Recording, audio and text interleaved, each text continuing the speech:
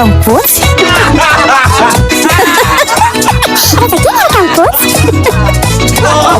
Resaka.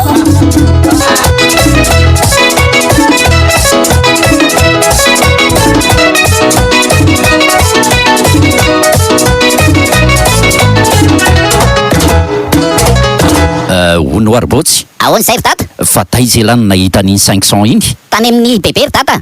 Ay, tany amin'ny bebe ahoana? Ka zaho anie vao hitsako ny tongonilany dia nanao azafady tamin'ny bebe dia nomeny an'ity 500 ty. Tsara kosa zany, ary malala fomba zany zanako zany a. Ary rehefa nomeny vola elahy dia inona zany ny tokony nataony lahy? Dia andeha hitsahako indray aloha ny tongonilany dia sitrany mba mahazo 500 e. Resaka miaraka mibotsy atao amin'ny Sky One Radio. Et la suite, c'est quoi, botsy? Rehefa lasa miasa iny ny rainibotsy dia mampiditra lehilahy foana ty reniny.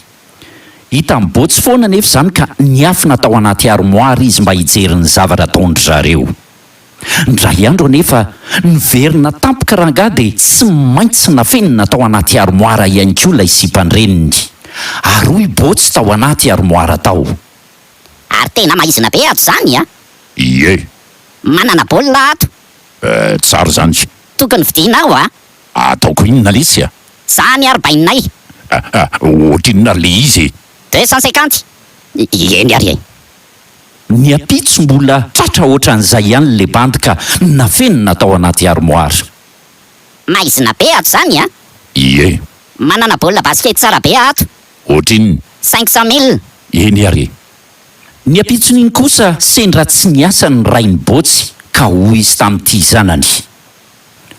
Botsy a? Botsy?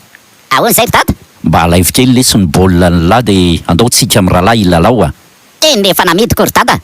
Namidy ahoana e? Dia ohatrinona ny namarotany lahy azy? 750 000. Olo tia. Fa iza ny namarotany lahy zany? Tena manararoatra olona mihitsy ny lahy ry botsy.